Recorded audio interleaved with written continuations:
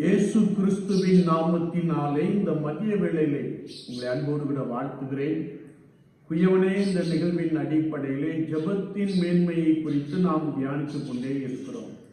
இன்றைக்கு மீண்டும் நெகேமியா தீர்க்கதரிசன புஸ்தகம் 2ஆம் அதிகாரம் 11ஆம் வார்த்தையை நாம் மறுபடியும் தியானிக்கப் போகிறோம். நெகேமியா எருசலேமுக்கு வந்து 3 நாள் கர்த்தருக்கு முன்பதாக காத்திருந்த பின்பு ஆண்டவர் அவனுக்கு கொடுத்த ஆலோசனையின்படி இஸ்ரவேல் ஜனங்களை பார்த்து எருசலேம் பாழாயிருக்கிறதையும் அதன் வாசல்கள் அக்கினியால் சுட்டரிக்கப்பட்டு கிடக்கிறதையும் நாம் இருக்கிற சிறுமையையும் பார்த்தீர்களே, நாம் இனி நிந்தைக்குள் ஆகாதபடிக்கு எருசலேம் அலங்கத்தை கட்டுவோம் வாருங்கள் என்று சொல்லி கர்த்தருடைய ஜனங்களோடு கூட பேசுகின்ற ஒரு வார்த்தையையும், தேவனுடைய கரம் என்மேல் நன்மைக்கு ஏதுவாய் காணப்படுகிறபடியினாலே நான் கேட்ட எல்லாவற்றையும் ராஜா எனக்கு கொடுத்தார் என்பதையும் ஜனங்களிடத்திலே சொல்லி எழுந்து கட்டுவோம் வாருங்கள் என்று அழைத்தான். கர்த்தருடைய வசனத்தை நாம் வாசிக்கின்ற பொழுது அந்த நல்ல வேளைக்கு ஜனங்கள் தங்கள் கைகளை திடப்படுத்தினார்கள் என்று நாம் வாசிக்க முடியும். To serve God realistically, we must learn to work with people. He invigorate hopefully என்ற ஒரு நிகழ்வை நாம் பார்க்க முடியும். என்னை கேட்டுக்கொண்டிருக்கிறேன் அன்பு சகோதரி சகோதரியே, கர்த்தராகிய இயேசு கிறிஸ்துவை விசுவாசித்து நடக்கின்ற அனுபவத்திலே நாம் அழிந்து கொண்டிருக்கின்ற ஆத்துமாக்களை கர்த்தராகிய இயேசு கிறிஸ்துவுக்குள்ளாக கட்டி எழுப்புகின்ற அந்த பணியிலே நாம் கர்த்தருக்கு முன்பதாக காத்திருக்கின்ற பொழுது ஆண்டவர் அங்கே பலமாய் செயலாற்றுகிறவராக காணப்படுகிறார்.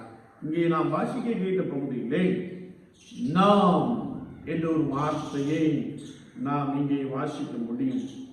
நாம் என்ற வார்த்தை யூனிட்டி ஆஃப் ஃபெய்த் என்பதை நாம் எடுத்துக்கொள்ள முடியும். உதாரணமாக எண்ணாகமத்தின் புஸ்தகம் 13ஆம் அதிகாரம் 30ஆம் வசனத்திலே நாம் வாசிக்கின்ற பொழுது தேவ ஆவியால் நிரப்பப்பட்ட காலேப் சொல்லுகிறார், நாம் உடனே போய் அதை சுதந்திரத்துக் கொள்ளலாம், நாம் எளிதாய் ஜெயித்துக் கொள்ளலாம் என்று சொல்லுகிற ஒரு வார்த்தையை நாம் வாசிக்க முடியும். அநேக நெகட்டிவான எண்ணங்களை வெளிப்படுத்தின அதே சூழ்நிலையிலே காலேப் சொல்லுகிறார், நாம் the unity of faith, உடனே போய் அட்வான்ஸ் நாம் அந்த நல்ல தேசத்தை, பாலும் தேனும் ஓடுகின்ற கானான் தேசத்தை நாம் சுதந்திரத்துக் கொள்ளலாம் என்று சொல்லுகிறார். அது மாத்திரமல்ல, 1 நாளாகமம் 11ஆம் அதிகாரம் 17ஆம் வசனம், 2 சாமுவேல் 23ஆம் அதிகாரம் 15ஆம் வசனத்திலே நாம் வாசிக்கின்ற பொழுது தாவீது தன்னுடைய வீரர்களை பார்த்து, என் தாகத்திற்கு கொஞ்சம் தண்ணீர் கொண்டு வருகிறவன் யார் என்று கேட்டார்.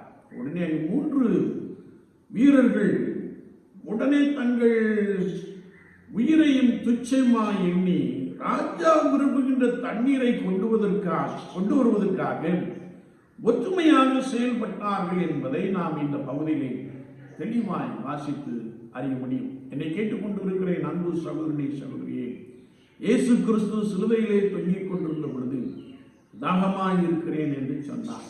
இயேசு கிறிஸ்துவின் தாகம் என்னவென்றால், அழிந்து கொண்டிருக்கிற ஆத்துமாக்கள் ரட்சிக்கப்பட வேண்டும், அழிந்து கொண்டிருக்கிற ஆத்துமாக்கள் கர்த்தராகிய இயேசு கிறிஸ்துவுக்குள்ளாக ரட்சிக்கப்பட்டு கட்டி எழுப்பப்பட வேண்டும் என்ற தாகத்தை குறித்து அவர் சிலுவையிலே தொங்கிக் கொண்டிருந்த பொழுது சொன்ன அந்த வசனத்தை நாம் நன்றாய் அறிந்து கொள்ள முடியும்.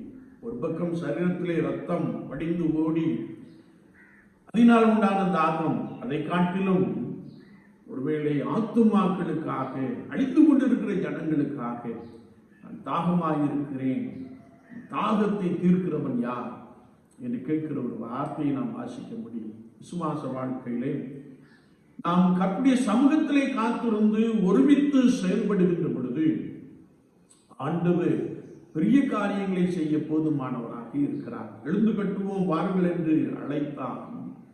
அவர்கள் அந்த நல்ல வேலைக்கு தங்கள் கைகளை திடப்படுத்தினார்கள், அலங்கத்தை கட்டி முடித்தார்கள். ஒருவேளை தேசம் கட்டப்பட வேண்டும் என்றால், தேசத்தில் உள்ள ஆத்துமாக்கள் கர்த்தருக்காக பலமாய் கட்டி எழுப்பப்பட வேண்டும் என்றால், we have to wait on him, we have to wait upon the Lord. கர்த்தருடைய சமூகத்திலே நாம் காத்திருக்கின்ற பொழுது கர்த்தர் பெரிய காரியங்களை செய்கிறார். தேசத்திலே ஒரு பெரிய ரட்சிப்பை உண்டு பண்ணுகிறார். ஆண்டவருடைய ராஜ்யம் ஒருவேளை மிகுந்த சந்தோஷத்திலே அது காணப்படும் என்பதாக வார்த்தையிலே நாம் வாசிக்கிறோம். நாம் ஒருமித்து கர்த்தருடைய சமூகத்திலே சுபத்தோடு கூட காத்திருப்போம். கர்த்தர் நம்முடைய தேசத்திலே பெரிய காரியங்களை செய்வாராக. ஆமென், ஆமென்.